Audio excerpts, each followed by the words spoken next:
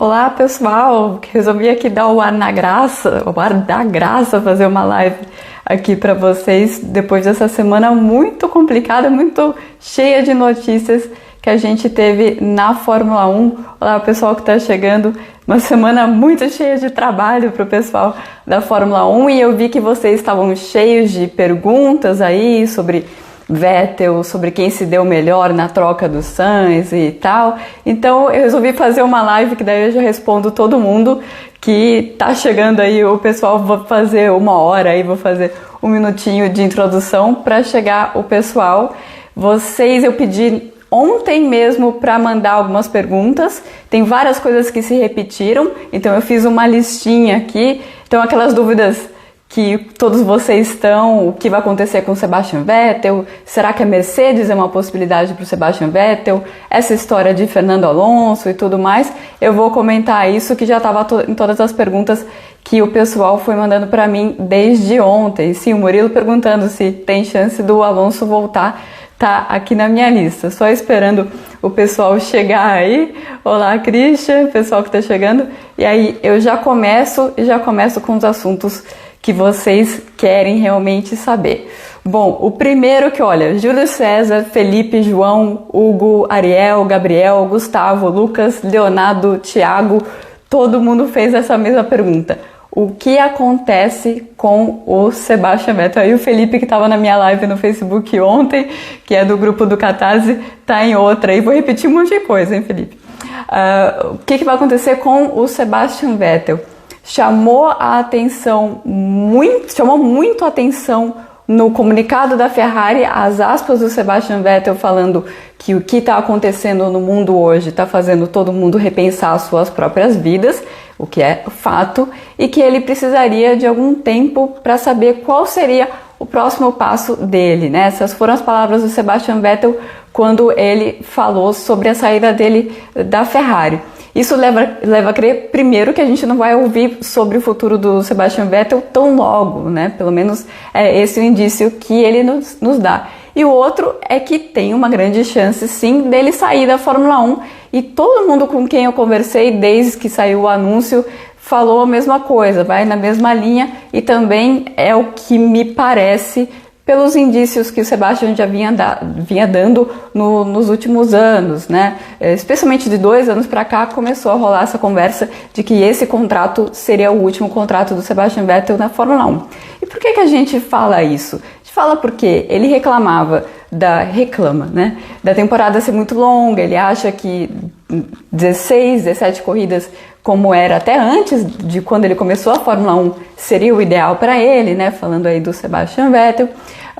Ele também reclama do motor, ele nunca gostou desse motor do V6 turbo híbrido, principalmente dessa parte de ser híbrido. Ele acha que a Fórmula 1 tem que ir para um outro caminho, um caminho mais de ser o melhor carro de corrida sem pensar nessas coisas do que as montadoras querem e pensar só em corrida mesmo, né? O Sebastian sempre disse isso, e ele falou algumas vezes que um ponto que seria decisivo para ele será quando as regras de 2021, que eram para 2021, né? Quando elas fossem mostradas para todo mundo, divulgadas, aí ele ia tomar a decisão dele. E ficou muito na minha cabeça a entrevista que ele deu logo depois que saíram as regras de 2021, que foi lá no GP dos Estados Unidos, no ano passado, e ele basicamente meteu o pau em tudo. Ele não gostou de nada das regras, mas ele falou, olha, até na entrevista eu lembro que a gente questionou, então você sempre disse que o seu futuro dependia dessas regras e você não gosta dessas regras, isso quer dizer que você está indo embora? E ele, não coloque palavras na minha boca, porque eu quero entender melhor eu preciso de mais um tempo para entender melhor esse regulamento. E a gente não sabe que a gente não conseguiu falar com ele nesse meio tempo. Nos testes de inverno, né, nos testes de Barcelona, ele não queria falar de futuro de jeito nenhum, mas quando a Ferrari chegou para ele e ofereceu para ele um contrato que se diz que é de 1 ano, ganhando menos, ele viu que ele estava numa situação complicada em relação ao Charles Leclerc dentro da Ferrari e falou, desse jeito eu não quero ficar na Ferrari. E aí é difícil você imaginar qual seria o futuro do Vettel a não ser fora da Fórmula 1 dentro de todo esse contexto que eu estou falando, né? Então, o pessoal mais próximo a ele, o pessoal da mídia alemã, fala que a única chance realmente dele ficar seria na Mercedes. Aí começa toda essa conversa da Mercedes e muita gente perguntou para mim em relação a essa possibilidade. Será que é possível o Sebastian Vettel ir para a Mercedes?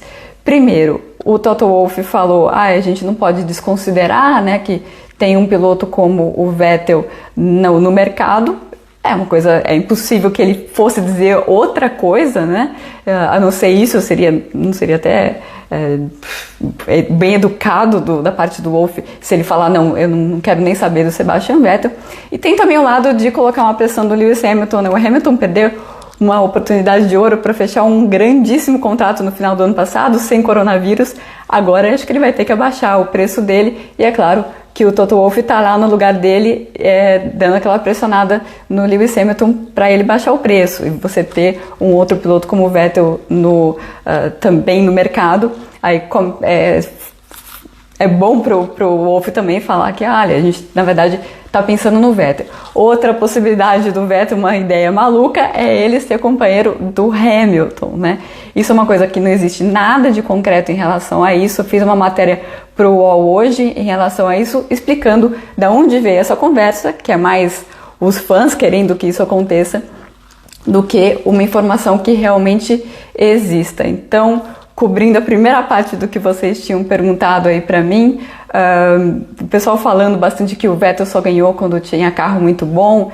Na verdade, o Vettel ganhou, eu já fiz alguns textos sobre isso, quando ele tinha um carro que combinava com o estilo de pilotagem dele. O Vettel tem um estilo de pilotagem bastante diferente dos outros e por isso ele precisa de um carro que... Ele tem um estilo que é menos adaptável do que, por exemplo, o Fernando Alonso ou o Lewis Hamilton, né, e Max Verstappen e tal. Ele tem um estilo bastante... que é coisa só do Vettel mesmo, até por isso que o carro da Red Bull foi, ano após ano, foi ficando cada vez mais para ele guiar e menos para o Weber guiar. E no final o Weber estava muito distante dele, porque era um carro completamente contra-intuitivo, como a gente fala, porque é esse o jeito que o Vettel gosta. Por isso é bastante complicado para ele, foi bastante complicado nos últimos anos com o carro da Ferrari bastante traseiro, né, que ele não gosta muito, e o Leclerc gosta muito. Vou voltar à questão da Ferrari mais para frente. Agora, respondendo as perguntas, a segunda bloco que eu coloquei aqui de perguntas, sobre a Renault. A Suzana, o Pedro, o Bruno, perguntando quem fica com a vaga da Renault, perguntaram do Valtteri Bottas e perguntaram também do Hülkenberg. Eu colocaria, pensando nessa possibilidade do Bottas não renovar com a Mercedes, vai saber quem pode ir para a Mercedes, né? Não é só essa questão do Vettel, lógico que tem o Ocon, que está sendo observado pela Mercedes nesse ano, né? Vai estar quando o campeonato começar. Tem o Russell, claro, que é um grande candidato lá na Mercedes, e o Bottas pode ser que ele sobre realmente para o ano que vem. E eu colocaria ele na Renault. A questão da Renault, quem iria para essa vaga do Daniel Ricciardo, a questão é a seguinte, o Renan perguntando se a Red Bull pode surpreender e pegar o Vettel. Eles já falaram que não, eles falaram que eles não têm dinheiro para pagar o Vettel e o Verstappen, e o Vettel não é louco nesse momento de ir na equipe do Verstappen, não. A equipe já é tão do Verstappen, ele já saiu da Ferrari, porque a Ferrari virou do Leclerc, ele não volta para a Red Bull nessa equipe do Verstappen, não. Mas voltando a Renault, né? A Renault precisa ver o que eles querem, a imagem que eles querem projetar para eles no futuro. Se eles querem um grande nome, e se o Vettel, como todo mundo acredita, não quer ir para a Renault, aí que entra o nome Fernando Alonso, porque seria a única possibilidade deles de terem realmente um grande nome na equipe. Então, depende muito do que eles querem, porque ter o Fernando Alonso também, pro marketing é sensacional e tal. O Ocon na Mercedes, sim, já falei que o Ocon poderia pintar na Mercedes, sim, mas na questão da Renault, O Alonso, ele é muito bom pela experiência dele, muito bom pelo marketing, mas eu só fico imaginando a primeira reunião, imagina a primeira coisa que dá errado, uma reunião Fernando Alonso e Ciro Abiteboul. A coisa não vai dar muito certo. Eu acho que no final das contas, se isso acontecer, a gente vai ganhar, o pessoal que gosta lá da série do Netflix vai ganhar, porque vai ter muita briga nos bastidores se isso acontecer, porque a gente vê dois caras, né, o Abiteboul e o Alonso, que sempre é a ponto de explodir. Então eu não consigo ver isso funcionando, e é lógico que a Renault sabe muito mais do que eu qual o caminho que eles querem. Se eles não querem um cara, um grande nome, eles poderiam pensar no Bottas, por exemplo. O Bottas, se o Bottas estiver livre, né, ele traz informações da Mercedes, é um cara acostumado a andar lá na frente, a ganhar a corrida, e ele vai estar super motivado para começar de novo, para falar que a carreira dele não acabou e tal. Então seria uma boa opção, se for uma opção. Eu tenho visto muitos franceses falando em Pierre Gasly, né, porque daí o Gasly, como o pessoal fala no Brasil, que aí seria uma equipe totalmente francesa, tem esse apelo lá na Renault. Eu vi uma pergunta aqui se a Renault já fala em sair da Fórmula 1. A Renault em 2017 fez um plano de 5 anos e com dinheiro para 5 anos. Então, muito se fala, agora a Renault sai, mas não é uma coisa tão fácil assim. E eles não dão, na verdade, sinais efetivos de que vão sair da Fórmula 1. Eu vou pegar o meu chazinho aqui, vou lendo vocês e já continuo respondendo as perguntas. O Ciro tem uma cara de calmo, mas ao mesmo tempo tem cara de que pode matar todo mundo. Se você fala com ele, você tem a certeza de que ele poderia, uma hora ou outra, matar todo mundo mesmo. Eu acho que é mais, ele não tem cara de calmo, não, para quem está lidando com ele lá na Fórmula 1. Inclusive, existe essa questão, perguntando aqui se o Ciro continua. Ele é questionado, sim, a liderança dele é questionada. A Renault parecia que estava vindo numa crescente e teve um ano passado muito ruim. Ele apostou todas as fichas nele no Ricardo. O Ricardo foi embora, pulou do barco na primeira oportunidade que ele teve, né? Então ficou meio feio para o Ciro Abiteboul. Deixa eu ver o que eu tenho mais de pergunta. Eu achei que a melhor pergunta dessa questão de Vettel e Alonso foi do Adriano, perguntando assim: a chance maior é o Vettel se aposentar ou o Alonso voltar? Eu diria que é o Vettel se aposentar nesse momento. Tá nessa questão, essa a minha opinião. É lógico que a mídia espanhola fala muito, valoriza muito qualquer coisinha pequena do Alonso que tem, o Alonso tá voltando e tal. Eu ficaria com o pé atrás, porque eles têm errado sucessivamente, e com essa empolgação. A imprensa esportiva espanhola é um pouco diferente do que a gente tem na nossa cultura brasileira.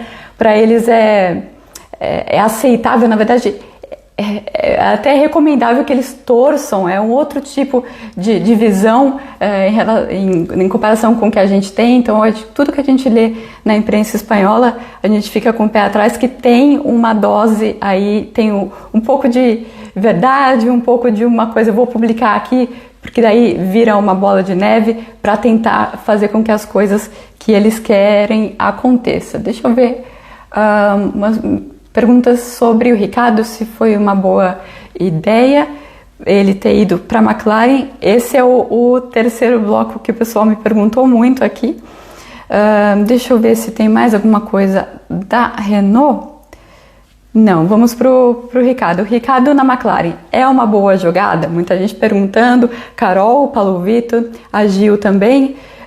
Será que ele está pensando numa vaga na Mercedes lá na frente? Uma outra pergunta. Seria a decadência do Daniel Ricciardo? Foi uma outra pergunta também. E o João Vitor perguntando se a McLaren é um carro para ir para o top 3 nos próximos campeonatos. Eu não tô rouca não, Amazon.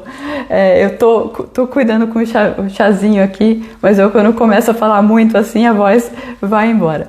Vamos lá. Vou tentar chegar até o final da live, porque eu chego até o final das transmissões da rádio, então eu aguento. Vamos lá do Ricardo. Questão da McLaren. Se a gente for pensar Pensa com o Ricciardo em 2018 tentando definir, porque ele estava muito próximo de ir para a McLaren e acabou definindo ir para a Renault no final das contas. E a Renault naquele momento parecia que estava crescendo e a McLaren estava meio que no lamaçal, assim, né? E ele acabou optando ir para a Renault pensando num projeto mais a longo prazo e pensando também de estar em uma montadora, né? Que isso faz todo sentido, porque a gente sabe o tanto que o motor faz a diferença na Fórmula 1 hoje em dia. E a McLaren, sendo cliente da própria Renault. O Daniel Ricciardo, quando ele assinou, não tinha sido assinado ainda o contrato da McLaren com a Mercedes, né? Então talvez ele não tinha essa informação também. E ele tomou a decisão de ir para a montadora. Fazia todo sentido. Agora talvez ele saiba mais do que a gente, talvez ele não tenha se adaptado muito bem à Renault, à cultura da Renault, ou ele tenha sentido que a barca era furada. O que aconteceu, na verdade, foi que ele queria desde o ano passado arranjar um jeito de sair e ele já entrou com o pé fora quando ele fez um contrato de 2 anos só, sabendo que todo mundo ia acabar o contrato agora e então sabendo que ele tinha muitas chances de ir para outra equipe, né? Então ele já foi com um planozinho de tentar sair. Acontece que ele não esperou alguma vaga na Mercedes, né? Ele já há alguns meses vinha conversando com a McLaren e entendendo que não abriria uma vaga na Mercedes e entendendo também que as chances dele na Ferrari tinham acabado com a ascensão do Charles Leclerc. Mas será que foi uma boa ideia essa mudança do Ricciardo? Provavelmente para esse ano sim, para o próximo ano sim. Mas foi anunciado que é multianual esse contrato. Multianual pode dizer qualquer coisa na Fórmula 1. Geralmente é mais de um, né? Será que foi uma boa ideia a longo prazo? Ou qual o tamanho desse longo prazo que está na cabeça do Daniel Ricciardo? Será que ele está pensando em ir para a McLaren e depois dar um outro passo para ir para a Mercedes, para ir sabe-se lá para onde? Às vezes o Sainz não dá certo na Ferrari, alguma coisa, fazer um outro tipo de aposta, voltar para a Red Bull, vai saber. Provavelmente a aposta dele é mais Mercedes, depois que as outras portas fecharam para ele. Mas eu não acredito que a McLaren seja uma opção para 2021, 22, 23 muito melhor do que a equipe Renault. Por que eu digo isso? Quando o Zac Brown ele vem a público falar a gente precisa de um teto orçamentário menor, tem equipe que não vai sobreviver, ele está falando da McLaren também. Não sei se vocês viram, ontem acho que saiu uma matéria falando que a equipe está pensando em penhorar parte dos carros históricos deles. E isso não é conversa, não. A situação da McLaren não é sensacional. Os barenitas lá, que tem grande parte das ações, estão cobrando que a McLaren pare de sugar dinheiro. Por isso que o Zac Brown está tentando de tudo, de projeto na Indy e tal, para tentar fazer mais caixa. Então a McLaren, ainda que tenha crescido muito o ano passado, nada impede que ela venha a decair, principalmente agora que eles vão ter esse gasto a mais de ficar trocando de motor. Eles esperavam ter um gasto só, né, um gasto de uma só vez, mudando o motor e mudando o carro para o ano que vem. Agora que as mudanças das regras vão ficar para 2022, eles vão ter que adaptar o modelo de 20 para o motor em 21, né, para o motor Mercedes, e depois ter o outro gasto já com o teto orçamentário para o carro de 2022. Então, não era a McLaren não está tão bem quanto possa parecer. Então, eu tenho minhas dúvidas, sim, se com certeza agora vai ser uma mudança melhor para o Ricciardo, né, quando ele pegar o carro em 21, mas a médio prazo eu não sei se é realmente uma decisão melhor para ele. Repito, ele sabe melhor do que eu qual a situação interna da Renault. Tem alguma coisa na Renault que ele viu que não estava cheirando bem a médio prazo também, e aí resolveu pular fora. Então vamos lá, acho que já a parte da Renault eu já parei aqui. Vamos ver o que o pessoal está perguntando aí.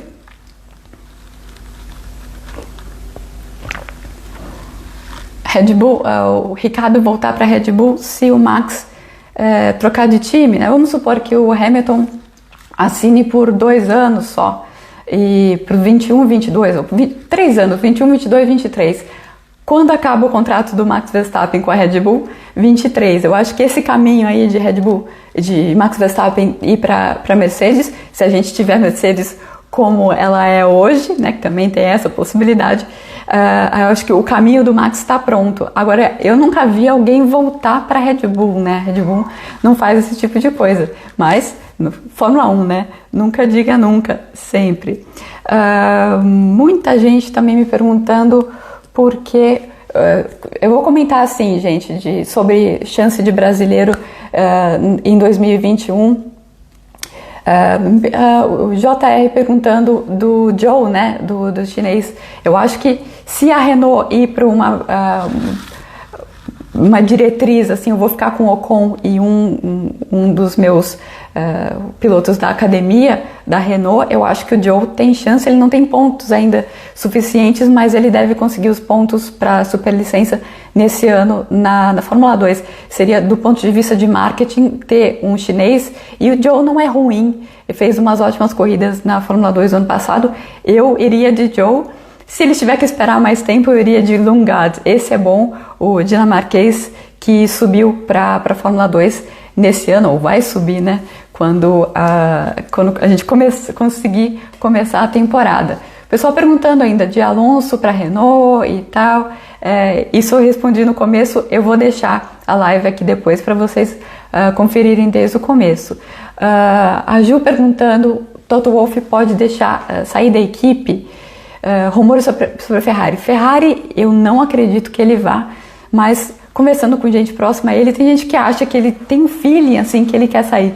O Toto Wolff, eu entrevistei ele algumas vezes sobre o que ele pensava para o futuro dele, e ele sempre falou que ele queria sair da Fórmula 1, que ele não queria ficar para sempre na Fórmula 1, e talvez voltar para o mundo dos investimentos, que é da onde ele veio, né?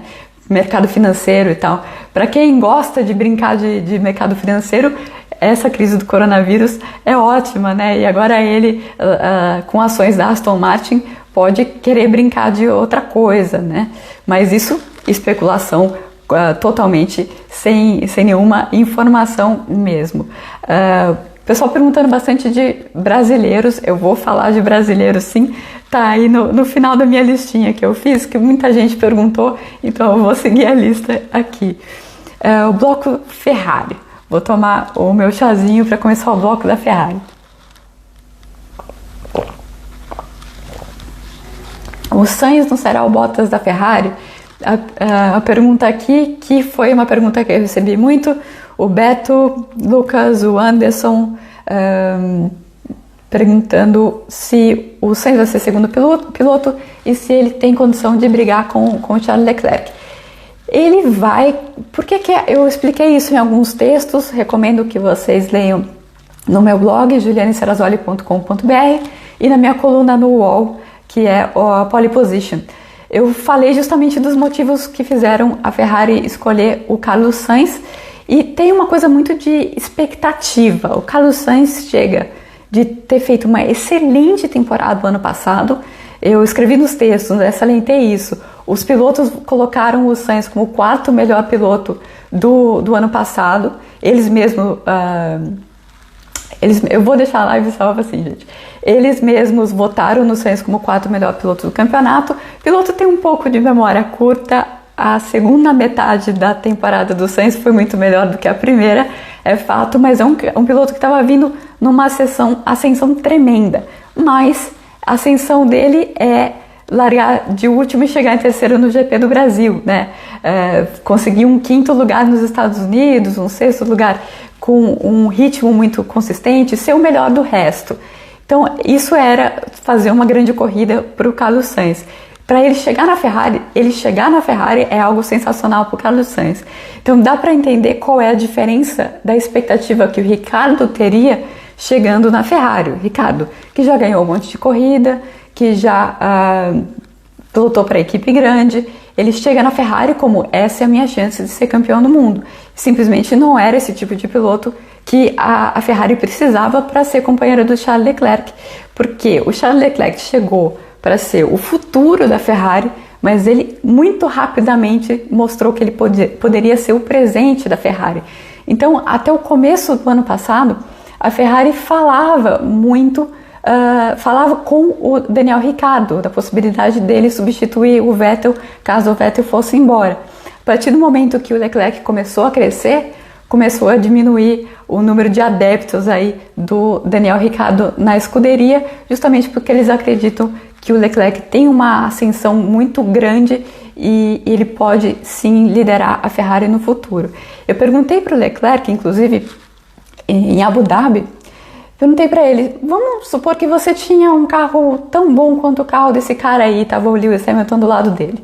Ele não estava do lado que ele podia ouvir, mas eu falei, aquele cara ali, ó, se você tivesse o mesmo carro que ele esse ano, você acha que você poderia ter lutado pelo campeonato? Ele, não. Eu errei muito mais do que ele, eu tenho muito que aprender ainda e a consistência que ele tem, eu ainda não consigo chegar.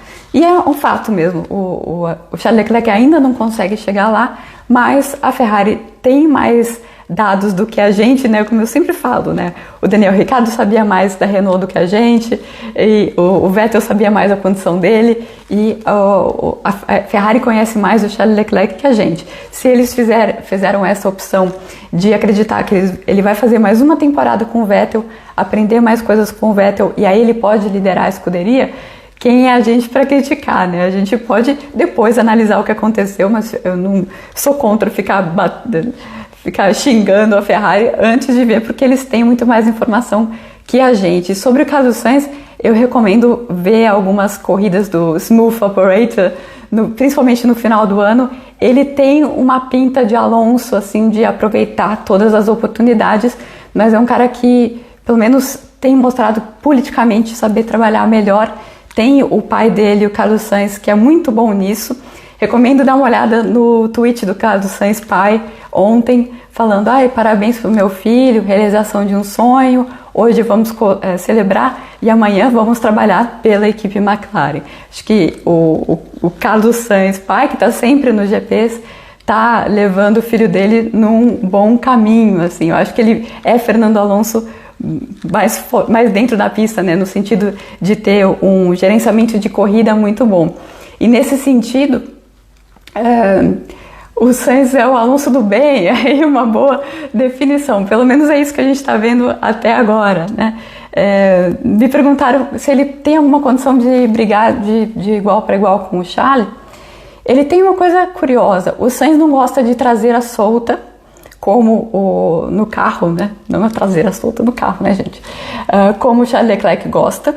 Então ele tem ele pode potencialmente ter o mesmo problema que o Vettel estava tendo com esse carro e por outro lado ele não é um cara que classifica tão bem, mas é um cara que com racecraft muito bom, ele sabe onde posicionar o carro dele, sabe manter o ritmo muito bom e esses são os pontos, principalmente com questão de ritmo, de entender a estratégia dentro do carro, é o tipo de coisa que está faltando para o Charles Leclerc. Então eles acabam se complementando de certa forma.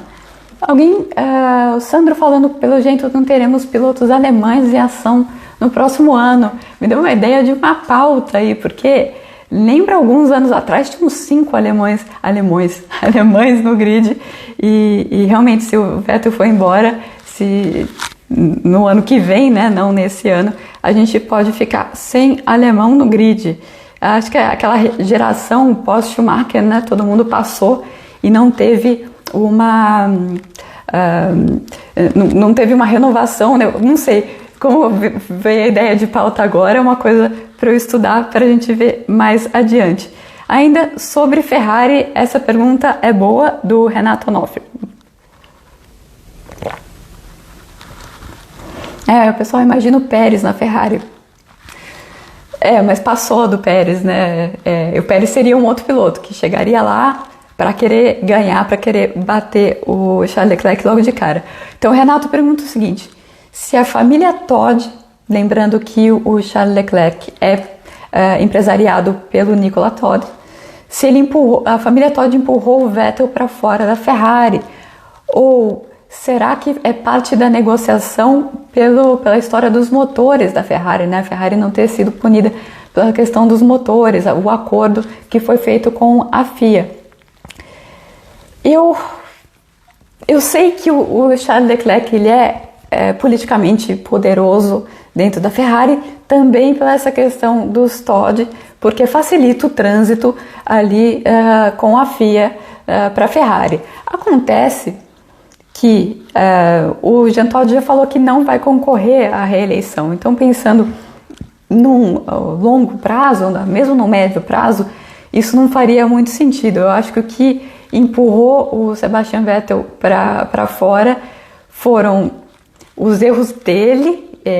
A ele foi dada a condição de ser o primeiro piloto, ele não usou isso, deu uma brecha, o Leclerc aproveitou, e tem também um movimento que está vindo de dentro da Ferrari desde a época do Marchionne, das pratas da casa resolverem a questão ali, né? A Ferrari passou por um longo período sem títulos, voltou a ter títulos importando pessoas, né? Trouxe o Jean Todt do Rally, depois chegou o Schumacher com o Ross Brawn, com o Rory Byrne, então ele chegou com toda a equipe pronta de fora. Quando a Ferrari procurou gente de fora, fez sucesso. O que o Marchionne estava tentando fazer é exatamente o contrário, né? Ele plantou as sementinhas ali, de dar mais poder para o Binotto, de chamar o Leclerc, de chamar designers da própria Ferrari, de GT, para fazer o projeto do carro, né? A Ferrari não tem um grande projetista famoso para fazer no carro, e esse plano do Marchionne faleceu em 2018, o plano dele parece continuar em ação. Vamos ver aí se dá certo esse plano novo aí da Ferrari. Pessoal perguntando GP em Portugal, eu sei que tem muitos seguidores em Portugal, eu não vejo essa possibilidade. A grande questão era Silverstone. Silverstone estava complicando todo o começo desse calendário da Liberty, porque eles estavam cobrando muito dinheiro para receber a corrida. E então a Liberty começou a falar com outros circuitos para substituir o que seriam as duas datas de Silverstone. Hoje foi noticiado que eles fecharam um acordo, então o Silverstone deve ter abaixado os 15 milhões que eles estavam pedindo, 15 milhões de libras, né, que com o real do jeito que está, eu não sei quanto que dá, eu prefiro não pensar, não converter em libra. Então essa questão do GP de Portugal entrava muito nessa lacuna que poderia vir de Silverstone, e agora não tem mais essa lacuna. Um GP que pode aparecer, que está em negociações, já parecem avançadas, é Hockenheim. E por que a Fórmula 1 iria para Hockenheim e não iria para Portugal? Porque a categoria estava correndo lá até o ano passado, então já sabe o que esperar, já sabe, Hockenheim já sabe o que esperar da Fórmula 1, a Fórmula 1 sabe o que esperar de Hockenheim, está ali no caminho, no meio da Europa, né, pensando que eles têm que ir de caminhão, passar por várias fronteiras para chegar até Portugal, né, porque na Europa eles vão de caminhão, e aí começou a ficar complicada essa possibilidade do GP de Portugal voltar, pelo menos nessa temporada maluca aí da Fórmula 1. A Libra estava uns R$7, eu sei, porque eu ganho em real e pago em Libra, que beleza, que beleza. E tem uma outra pergunta para finalizar de Ferrari, preocupada com Interlagos, 2 assuntos que eu vou falar até o final, tá, gente? Brasileiros no grid e Interlagos. Sobre a Ferrari, o Marcos Paulo perguntando, não sobre a Ferrari, ele fez uma pergunta muito inteligente, inclusive. Abertura de mídias sociais com interação com o público, essa nova Fórmula 1 aí da Liberty Media, isso muda a forma das equipes pensarem em qual piloto elas vão contratar? Sim, com certeza sim, Marcos Paulo. E a gente vê o Vettel sobrando aí, é lógico que o Vettel não saiu da Ferrari porque ele não tem conta no Twitter, né, gente? Pelo amor de Deus, eu não tô falando isso. Mas é claro que isso entra como várias coisas que o piloto precisa ter. Tanto que quando o Carlos Sainz foi confirmado, muita gente apontando. O Carlos Sainz é um cara que se apresenta bem, que tenta fazer entrevistas interessantes, que é um cara que é fácil de vender para os patrocinadores. Então, eu acho que a gente está saindo um pouco dessa era Kimi Raikkonen de não querer fazer evento de patrocinador tão bem e tal, e querer fazer as mídias sociais do jeito dele, e entrando na era Lando Norris, que é um cara que tem as mídias sociais dele completamente controladas por gente profissional, que faz ele ter essa imagem aí que todo mundo curte bastante, a imagem do Carlos Sainz não, do Lando Norris, mas o Sainz também tem um trabalho muito interessante de mídias sociais. Uma coisa interessante de ver, uma dinâmica interessante no ano que vem, é o Ricciardo com o Norris da McLaren, porque o Ricciardo sempre falou que o Norris era como se fosse o engraçadinho Nutella da Fórmula 1, ele não usou esses termos, mas ele fala assim, ele não é engraçado de verdade, eu sou engraçado de verdade, tá no meu coração isso, tá na minha alma disso, e ele é o fabricado engraçado, porque ele tem um monte de gente de mídias sociais trabalhando por ele, pela imagem dele, então vai ser muito engraçado. Quem é assinante do Catarse, estou vendo que tem bastante gente que é assinante do Catarse aí, do meu projeto. Eu fiz um podcast com o Daniel Ricciardo, com perguntas dos fãs, e foi muito engraçado justamente a parte que eu perguntei do Lando. O Lando, ele é engraçado? Ele é nada engraçado. Vamos ver se ele tem a senha do Instagram dele. O Ricciardo dando risada falando isso, é claro, mas vai ser uma coisa muito engraçada e interessante pra gente ver no ano que vem. A Memelare, né, que o pessoal já está chamando. O Thiago fez uma pergunta muito interessante. Eu acho que eu vou finalizar aqui a questão dessas negociações. Tomar meu chazinho. Perguntando qual a linha do tempo das negociações. Fechou tudo de um lado para o outro, de uma hora para outra? Não, né? Tava tudo acontecendo. Eu já falei aqui que a Ferrari conversava com o Daniel Ricciardo ano passado, antes do Leclerc despontar de vez. E aí, à medida que o Leclerc foi subindo lá dentro, a turma que gostava dessa ideia de Ricciardo ficou mais de lado aí dentro da escuderia.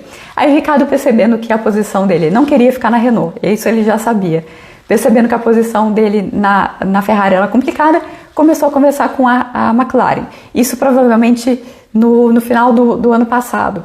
Ao mesmo tempo, claro, a Ferrari sempre... Não que a Ferrari soubesse que o Vettel fosse sair, mas as equipes sempre trabalham com todas as possibilidades, né? Tenho certeza que, por exemplo, a Mercedes, pensando, pode ser que o Hamilton não renove, deu uma conversadinha com o Max Verstappen, por exemplo, deu uma sondada para saber qual era a situação dele. Isso é normal entre as equipes e não causa climão não entre os pilotos. A questão do Sainz parece ter começado ainda no ano passado, uma sondagem, e como que é o contrato de vocês. Aí o contrato do Sainz era para 2020, com uma opção da McLaren para 2021. Então, para começar a conversar com a Ferrari, o Sainz tinha que ir lá e pedir para o Zac Brown para ele liberar, ou pelo menos para ele saber que tem essa negociação, porque a escolha de manter ou não o Carlos Sainz era da McLaren.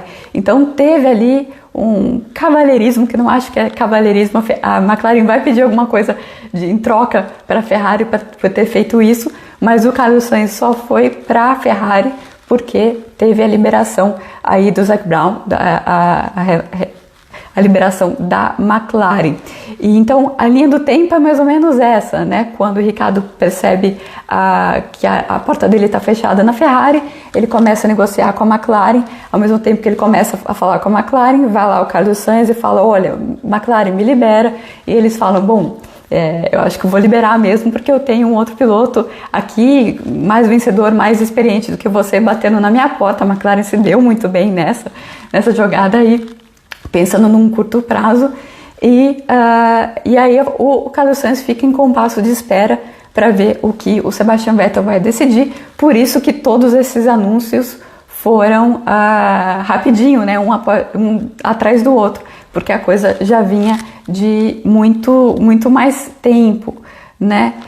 Tem uma pergunta aqui, Luiz Reis, ponto 44, deve ser fã do Lewis Hamilton, perguntando a possibilidade dele ir para Aston Martin. Eu conversei sobre isso com algumas pessoas. Eu só vejo o Hamilton não saindo da Mercedes se ele entender que o projeto vai mudar muito, no sentido da Mercedes só ficar como fornecedora de motores, a equipe começar a mandar todo mundo embora, porque o projeto da Aston Martin, ele é muito interessante sim, principalmente com essa questão do teto orçamentário. Então eles estão, o teto que está se falando de 145 milhões, é mais ou menos o tanto com que eles trabalham já normalmente, já comprando muitas peças da Mercedes, então seria um projeto a médio prazo interessante. Mas o Lewis Hamilton tem médio prazo, né? Ele já falou algumas vezes que o que ele quer é fazer um contrato de 3 anos e que muito provavelmente esse vai ser o último contrato dele na McLaren. O Lewis Hamilton, que tem 35 anos e tem muita vontade de fazer outras coisas da vida e não ficar na Fórmula 1. É difícil você imaginar o Lewis Hamilton com 40 anos na Fórmula 1 ainda, com tanto de coisa que ele fala que ele quer fazer na vida, né? Então, por conta disso, só vejo o Lewis saindo da Mercedes se ele realmente vê que a barca está furada e que a Mercedes vai mudar muito do que ela é hoje. Vamos lá tomar mais um pouquinho do meu chazinho, que essa voz não aguenta. Romeu perguntou como fica a relação entre os pilotos e as equipes, né, os pilotos que vão sair. É uma coisa interessante nessa temporada para a gente ver. São coisas diferentes, né? Porque, por exemplo, para o Vettel pode ser uma situação até complicada dele receber alguma ordem de equipe e ficar numa situação meio constrangedora. Acredito que o Binotto vai tentar lidar da melhor maneira possível com isso. E do lado dele, né, os mecânicos que trabalham com ele, o Vettel é um cara muito querido dentro da Ferrari, com certeza vão dar o máximo para ele conseguir ir muito bem, né? E você tem na Renault o Ricciardo numa situação mais complicada, porque ele abandonou mesmo a equipe, né? Depois de 2 anos, a equipe pagou uma nota por ele e a primeira oportunidade que ele teve de pular do barco, ele pulou, né? Então, eu vejo uma situação um pouco complicada para o Ricciardo e uma situação diferente para o Sainz, porque eu acho que vai estar todo mundo lá na McLaren feliz por ele ter subido um degrau e ido para a Ferrari. Então, vai mudar de um para outro. Vamos lá. Brasileiros, eu tô vendo um monte de gente. É chá de picão, não é chá de picão que eu não tenho aqui. Isso aqui é o único chá que tá quente aqui que eu tenho. O pessoal perguntando muito, brasileiros aí, por que a gente não viu brasileiro em todo esse troca-troca? E mesmo na questão dessa vaga da Renault, não se fala em nenhum brasileiro nessa vaga na Renault. Tem 2 brasileiros que estão, claro, muito perto, vocês sabem muito bem, que são os únicos 2 brasileiros que têm a superlicença no momento, que são o Sete Câmara e o Pietro Fittipaldi. O Sete Câmara está numa posição bastante interessante, porque ele está na Red Bull agora, né? Ele é o reserva da Red Bull e da AlphaTauri, vai para uma categoria super competitiva, que é a Super Fórmula japonesa, nesse ano. É interessante para ele que ele vá bem, mas é muito difícil ir bem lá. Os últimos que foram para lá, inclusive o Gasly, sofreram lá na Super Fórmula japonesa. Tem muita coisa que é bastante diferente até da cultura do automobilismo japonês. Mas ele é o primeiro da fila e no momento ele é o único, se não me engano, me corrijam se eu estiver errada, do programa da Red Bull. Ele não é do programa da Red Bull, ele é reserva, mas é o único da família Red Bull que tem a superlicença. Pode ser que isso mude ao longo do ano, mas no momento ele está na pole position. Ali, se sobrar uma vaguinha, e você tem 3 pilotos ali, o Albon, que eu considero muito bom, o Gasly, que ele é um pouco altos e baixos, e o Daniil Kvyat, que também é altos e baixos. Eles estão Gasly na 3ª temporada, o Kvyat na 2ª chance. A gente sabe como funciona a cabeça do Helmut Marko. Eu não duvido que a gente vai ter algum nome diferente nesse esquema Red Bull aí, AlphaTauri e Red Bull, algum nome diferente do que a gente tem em 2020 e em 2021. porque eles já estão esquentando demais o assento, isso, claro, na opinião do Dr. Marco. O Sete Câmara precisa bater o Yuri Vips. Sim, com certeza, o Yuri Vips, um estoniano, que inclusive já participou de um programa de reality show, agora não vou saber qual que é, acho que era o The Voice da Estônia que ele participou. Tem uma história assim curiosa do Yuri Vips, um cara que eu já entrevistei, muita gente boa, excelente piloto, que foi para Super Fórmula. Ele estava na Fórmula 3 no ano passado, foi bem, mas o grid era muito bom na Fórmula 3, e ele foi, a Red Bull tem alguma coisa contra a Fórmula 2, então ele fez a Fórmula 3 e vai para a Super Fórmula lá.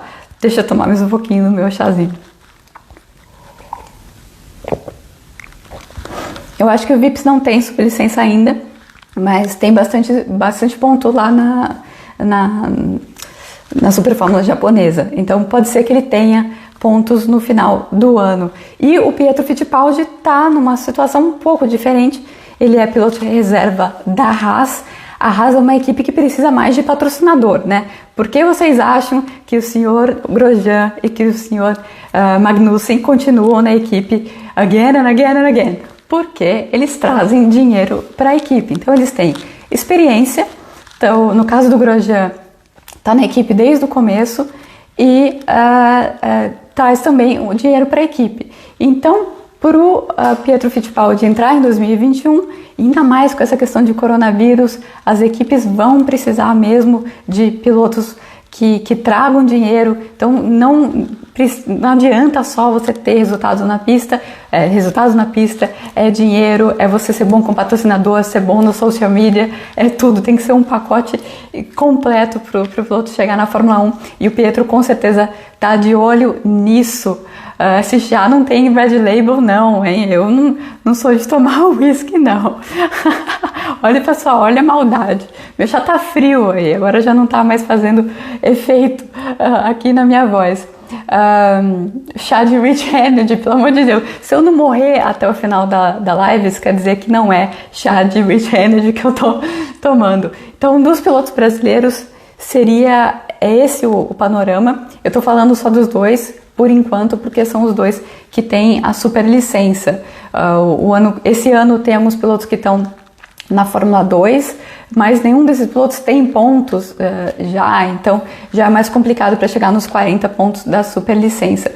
Algumas pessoas me perguntando da Alfa Romeo, do Mick Schumacher. O Mick tem a superlicença e ele, eu acho sim que ele vai pegar o lugar do Giovinazzi no ano que vem, ou o do Kimi Raikkonen. O Kimi Raikkonen, a gente está esperando essa aposentadoria há muito tempo, então eu não vou apostar dinheiro que o Kimi Raikkonen vai sair. Vamos lá, eu já estou há 47 minutos, então vamos para o tema do GP do Brasil, o último que vocês pediram. Se vai ter o GP do Brasil esse ano, se o GP do Brasil vai ter público, e para onde a Fórmula 1 vai a partir de 2021. Bom, eu tô mais, não sei se vocês lembram, no domingo, que seria o domingo do GP da Austrália, quando eu estava lá na Austrália ainda, eu fiz um vídeo falando que o GP do Brasil seria um dos ameaçados, e eu estava pensando naquele momento que seria possível começar o campeonato em Baku. Essa era a minha previsão naquele momento, completamente furada. O mundo entrou em parafuso muito maior do que eu podia prever naquele momento. Então a situação mudou, né? É lógico que o Brasil não paga a taxa que os outros pagam, mas o que a Liberty está tentando fazer é correr o máximo de pista possível nesse ano. E é claro que Interlagos estaria aberta se a gente pensar em novembro. A gente está vendo alguns esboços de calendário com o Brasil, todos eles. Eu não vi nenhum calendário sem o esboço com o GP do Brasil. O GP aparece às vezes um pouquinho antes, né, no começo de novembro. Isso porque a grande prioridade da Liberty eu vivi para ver o Vettel se aposentar antes do Raikkonen. Será, gente? Eu não tinha pensado nisso, Christian. Boa. A grande prioridade da Liberty em relação ao calendário, lógico, é fazer mais de 15 provas, porque daí eles não perdem dinheiro dos direitos comerciais, né, direitos de TV, que eles têm que renegociar todos os contratos de TV se tiver menos que 15 corridas. Então, eles têm que primeiro chegar nesse número de 15, 16, e depois tem algumas corridas que eles precisam fazer, como, por exemplo, Vietnã. O Vietnã é a primeira corrida que eles precisam fazer. Por quê? O Vietnã já pagou 60 milhões de dólares para a Liberty para receber uma corrida que nem estreou. Então, eles têm que ir para o Vietnã. Então, é por isso que a gente vê. E a questão do Vietnã também ajuda no sentido da Liberty, porque por causa do clima lá, pode ser feito mais para o final do ano. Então, por isso que a gente estava vendo que nesses drafts, né, nesses calendários que estão aparecendo aí, o GP do Brasil puxado para o final de semana anterior, então acho que dia 8 de novembro, e para o Vietnã ser feito depois. Essa questão da logística de ir para o México e vir para o Brasil, estava na China, vai para os Estados Unidos, México, Brasil, Vietnã. Essa é a parte que eu não estou entendendo desse calendário da Liberty, porque o esforço de ir para o Brasil, se é que eles não recebem da etapa brasileira. Mas, pelo que eu estou vendo em todas as informações, o Brasil está assim no calendário. Vai ter público? Deixa eu ver se tem um pouquinho mais do meu Rich Energy. 2050 o Kimi lá com a bengalinha. Eu tô aqui para correr mais uma temporada. Pode ser, hein? Pode ser. Bom, com público ou não? Eu tô conversando com muita gente lá do Brasil, que cobre esportes, e gente que cobre futebol principalmente, que tem muito essa questão do público, e muita gente falando que não vai ter esporte com público no Brasil esse ano. Mas mais de um feeling, mais do que está acontecendo aí, não se saber se a pandemia aí chegou no ápice, se não chegou, se daqui a 3 semanas, daqui a um mês, né, que está muita subnotificação aí, vocês sabem tão bem quanto eu, por toda essa confusão. Acredita-se, gente que cobre esporte, com quem eu estou conversando, a opinião 90% acha que não vai ter esporte com público nesse ano. Vai ter muita água ainda que pode rolar até novembro, a situação pode melhorar bastante, pode vender ingressos com talvez não a capacidade total, tem várias coisas que vários esportistas no mundo, várias modalidades do mundo vão tentar fazer para solucionar isso, e o Brasil está dentro dessa. O que eu acho que vai acontecer com o GP do Brasil é que os ingressos vão à venda, sim, como está acontecendo, por exemplo, na Itália. Não se sabe se vai ter público na Itália, mas os ingressos estão sendo vendidos, e daí você decide o que você vai fazer, compra e depois eles devolvem, se for o caso de não ter. No momento é impossível cravar que vai ter GP do Brasil, ainda que eu estou num momento muito mais otimista do que eu estava há 2 meses em relação a gente ter GP do Brasil, e não dá para cravar também se vai ter público nesse GP do Brasil. Se depende da política no Brasil, é confuso, como diz a Ju, eu concordo, assina embaixo. Sobre o contrato, o próximo contrato, né? Não sei se vocês viram que vai estar todo mundo assistindo da laje o GP do Brasil. Imagina a cena, imagina o ingresso na laje, como que não vai ser? Muito bom o comentário.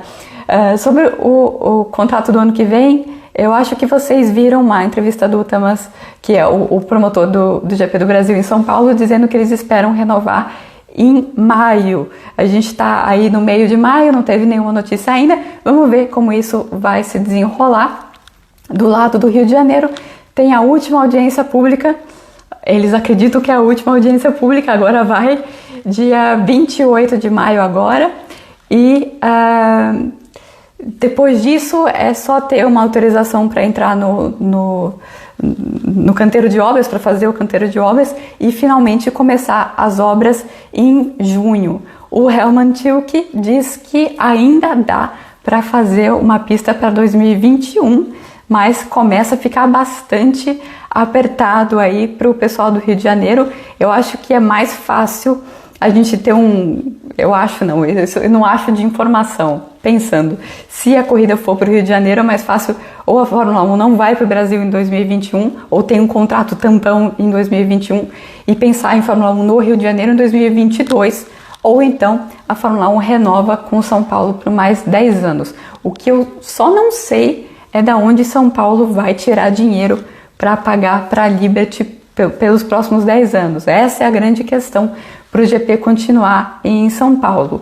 Vocês viram no final do ano passado, eu fiz várias matérias falando de como o Rio faria para conseguir pagar 35 milhões de dólares por ano para a Liberty, isso com lei do incentivo ao esporte, que é uma lei que funciona de uma maneira diferente no Rio de Janeiro, é uma coisa que vem já da Olimpíada, então isso é possível ser feito no Rio de Janeiro, tá tudo na lei, tudo certinho lá. Vocês podem questionar dinheiro público e tal, isso é uma outra questão, quem está por trás do projeto está fazendo do jeito que está escrito na lei.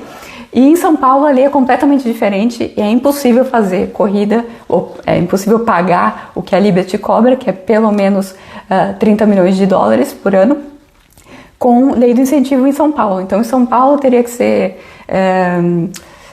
iniciativa privada, principalmente. A prefeitura sempre coloca um dinheiro na corrida, mas não o suficiente.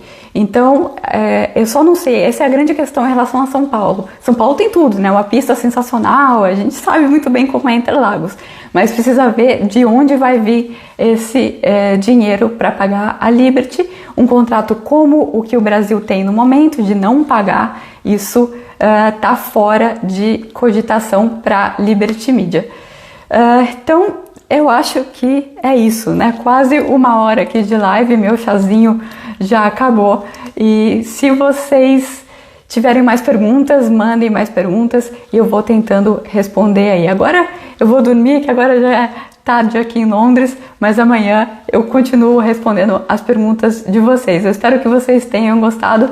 Eu vou deixar a live salva assim por aqui e até a próxima. Tchau, tchau!